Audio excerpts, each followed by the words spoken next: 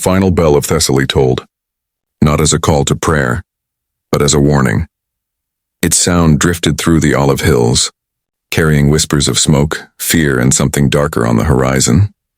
Inside a lonely convent of stone and silence, 20 women knelt beneath frescoes of saints, their painted eyes long since carved out by time, or by despair. Beyond those walls, the air trembled. The earth itself seemed to hold its breath as red banners rose over the hills, the mark of the Ottoman Empire, moving like a tide that could not be stopped. In the chapel, a candle flickered against the silver crucifix, its flame shaking like the heartbeat of those who watched their world collapse. They did not know it yet. But before that night ended, their prayers would be silenced, their sanctuary defiled, and their names erased from every record, all except one. Theirs is a story buried by history. A story of faith, brutality, and defiance whispered only by the wind that still moves through the ruins. His is the brutal fate of the nuns captured by the Ottoman Empire. To the east, crimson banners began to rise over the rolling hills, their silk catching the dying light like streaks of blood against the horizon. The insignia of the Ottoman Empire, the crescent and star, marked the end of what little freedom remained in the Christian enclaves of Greece. The nuns of Larissa knew what it meant when the messengers stopped coming. The villages that once sent bread and candles had gone silent. Smoke curled from faraway rooftops, drifting across the fields like a funeral shroud. No soldiers came to defend them. No riders brought word of help, only that dreadful silence, the kind that settles over the world just before it breaks. The kind that tells you the gates of heaven might be listening, but will not answer. In the chapel's dim glow, their abbess, Sister Helena of Larissa, stood before the altar. Her hands trembled as she gripped a silver crucifix, a relic said to have survived 100 years of storms and invasions. Behind her, the sisters knelt in the shadows, whispering prayers that no longer felt like hope, but like farewells. Helena raised the cross to her chest and spoke, her voice steady though her eyes betrayed the fear she tried to hide. "If they breach these walls," she said softly, "remember, your vows are carved in the heart. They cannot take that from you." But she was wrong. What came for them that night would take everything. As the sun sank behind the olive hills, the air itself seemed to shiver. Then, the first cannonball struck. The stones that had stood for centuries burst open like eggshells beneath the weight of fire and iron. The sacred bells tolled one final time, not by the hands of nuns, but by the force of impact that shattered their tower. Hymns turned to cries, smoke to prayer. The convent that once echoed with psalms now trembled beneath the roar of conquest. To the Ottomans, a convent was not a sanctuary. It was a defiance, a fortress of faith where women dared to kneel before a cross in a world now ruled by the crescent. And so it had to burn. The gates, once carved with verses of mercy, split apart under fire. Inside, the sisters scrambled to hide the relics. Silver chalices, embroidered icons, the tiny glass reliquary that held the fingerbone of Saint Agatha. They buried them beneath the chapel floor, praying the earth would protect what heaven could not. But the soldiers who stormed through the smoke weren't searching for gold. They weren't searching for relics. They came for something else, something far more symbolic. They came to prove that faith itself could be conquered, that even purity could be defiled, that even silence could scream. And when the walls finally fell, there was no more sound, only the faint hiss of dying flames, and the echo of prayers that would never be answered. Under the trembling light of torches, the survivors were gathered in what remained of the courtyard. 23 women, faces streaked with soot and tears, their white habits glowing gold beneath the flames. To the soldiers, they looked less like prisoners and more like ghosts, caught between heaven and earth, between faith and fate. The air was thick with smoke and the smell of lime from shattered walls. The abbess, Sister Helena, still clutched the silver crucifix, now blackened and bent, as a soldier tore it from her hands. She did not resist. None of them did. They had seen enough to know what came next. The commander announced they would be taken to the Pasha, a promise that in those times was spoken like mercy, but delivered like judgment. Bound together by rope and prayer, the sisters were led into the darkness beyond the convent gates, their steps echoing against the valley walls. their hymns swallowed by the sound of marching men by dawn. The convent was gone. The cross that once crowned its roof was torn down, melted into metal for war. The chapel, reduced to ash and ember. But the villagers who came after swore the place was never truly silent. On nights when the wind passed through the ruins, it carried with it a sound faint, distant, like women singing. Not in pain, but in prayer. The sisters were marched south, toward the port of Volos. For 6 days they walked barefoot over the jagged stones of the Thessalian roads, their wrists bound with coarse rope, their shadows stretching long under the unforgiving sun. Ottoman cavalry rode beside them, silent, indifferent. To the empire, these women were not prisoners of war. They were trophies, proof that even the holiest walls could crumble, that even God's chosen could kneel before man. When one fell, the others carried her. They tore strips from their own habits to bind bleeding feet. When a nun's veil slipped into the dust, another stooped to lift it, whispering words that would outlive them all. If we cannot hold the cross, then we hold each other. On the 6th day, the hills gave way to the sea. The sisters stood at the edge of the Aegean, faces blistered by sun and salt, staring at the ships waiting in the harbor below. Black galleys, their oars jutting like ribs, their decks lined with chains. They were herded aboard and fastened to benches beside slaves, thieves, and the broken spoils of war. The air smelled of tar, sweat, and sorrow, a floating prison bound for Constantinople. Centuries later, historians found the shipping manifest in the Istanbul archives. One line stood out among the ink-stained records of Sultan commerce: religious captives, female 21, non-compliant.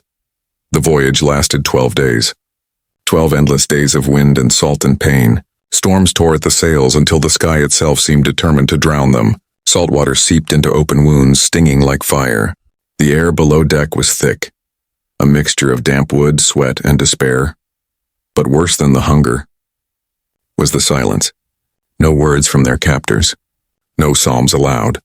Only the groaning of the sea and the occasional cry of a gull, a sound so free it felt cruel. At night, when the soldiers slept and the torches burned low, one voice would rise from the darkness, small, trembling, defiant. It was Sister Magdalena, the youngest of them all, barely 20. Her lips moved around the verses of a psalm she no longer dared to say aloud.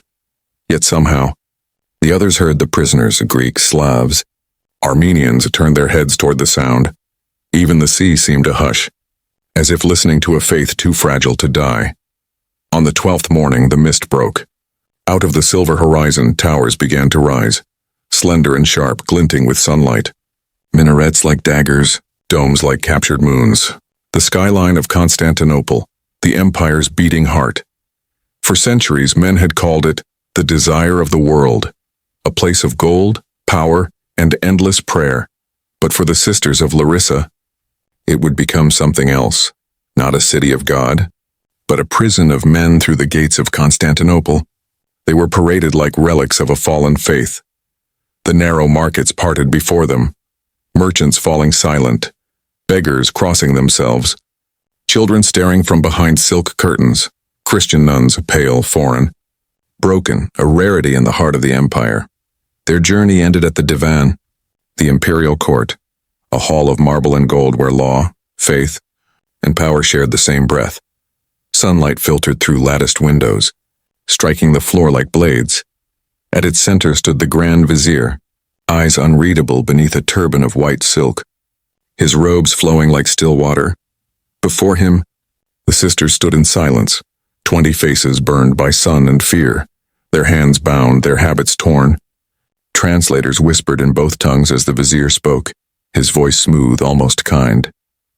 "Accept the faith of the Sultan," he said, "and live as servants of the palace.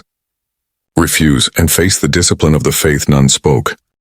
The sound that broke the silence came not from defiance, but from prayer. A single whisper from Sister Magdalena, trembling yet clear, her lips shaping the words of a psalm she could not forget. The vizier leaned forward. His voice turned cold, a blade hidden beneath silk. "Prayers disappear," he said. "When the tongue forgets how to speak them, the guard stepped forward. Chains rattled. The women were led away, not to execution, but to something slower, something meant to unmake them one breath at a time. Beneath the glittering halls of Topkapi Palace, where sultans dined beneath gold and glass, there lay another world, a labyrinth of shadow and stone. These were the unclassified cells, the empire's forgotten chambers, places reserved not for criminals, but for those the empire could not use or understand. The sisters were stripped of their habits, their symbols of devotion torn away. In their place, rough tunics, the garments of servants. They were told to scrub marble floors, to sew torn banners, to tend fires that warmed the chambers above them. It was meant to break them. But the Ottomans underestimated what kind of pain these women already knew. They had lived for years in silence, fasting, obedience. Where others saw humiliation, they found ritual. For them, pain was not punishment. It was prayer made flesh. When persuasion failed, mercy vanished, the guards sealed the gates, and light disappeared. Food came less often. Water turned foul. One by one, the sisters were summoned. Each offered conversion, each promise laced with the whisper of survival. A few vanished behind iron doors, their names quietly scratched from the records. The rest stayed. And in that silence, something shifted. It was no longer the silence of fear, but of defiance. The oldest among them, Sister Damaris, stopped speaking altogether. When the guards demanded her name, she raised her head and answered only once, "Call me Silence." Months passed in the darkness. The walls of Topkapi swallowed days, seasons, even the sound of time itself, and yet, somewhere beneath all that silence, hope still moved. While scrubbing the lowest corridors, one of the sisters struck her brush against a hollow wall. Behind the plaster, an ancient archway, half buried beneath centuries of dust and empire. They pried it open with trembling hands and stepped into a forgotten chamber, a place untouched by sultans, soldiers, or light. At first, it was only a hiding place and a corner to breathe, to rest from servitude. But soon, it became something far greater. With shards of broken pottery, they shaped candlesticks. A torn linen became their altar cloth, and from a splintered mirror they raised a cross, crude, but radiant in the glow of their stolen candles. There, beneath the empire that sought to erase them, the sisters rebuilt their faith, brick by brick. Breath by breath, Sister Magdalena began to mark the walls, a bird for every soul still alive, a flame for each who had fallen centuries later.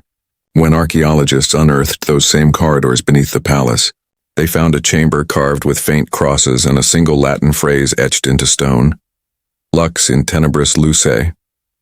The light shines in the darkness, and it had never stopped shining. In 1482, a new sultan ascended the throne, a man obsessed with order, with record, with control. He commanded that every servant in the palace be accounted for. But when the scribes reached the lowest registry, one section stood blank, 21 names. Erased, only a single note remained in the margin. Removed, unfit, discarded. The empire that documented everything chose silence, but silence sometimes speaks louder than words. They say that in the ruins of old Thessaly, when the night wind moves through the broken stones, you can still hear faint voices singing, not cries for mercy, but a hymn of defiance. The empire that tried to erase them is dust, but their song still burns in the stone.